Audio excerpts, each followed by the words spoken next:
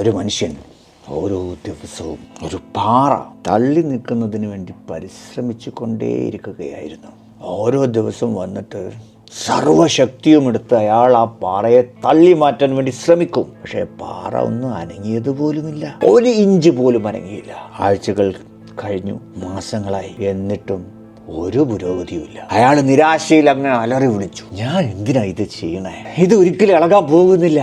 പക്ഷേ അപ്പോഴാണ് അയാൾ മറ്റ് ചിലത് അയാളുടെ ശ്രദ്ധയിൽപ്പെട്ടത്. അയാളുടെ കൈകൾ കരുത്താർജിച്ചിരിക്കുന്നു, അയാളുടെ കാലുകൾ കൂടുതൽ ശക്തിമത്തായിരിക്കുന്നു, അയാളുടെ മാനസികമായി കരുത്തുയർന്നിരിക്കുന്നു. ശരിയാ, പാറ ഇളകിയിട്ടില്ല, പക്ഷേ ഇളകിയിട്ടുണ്ട്.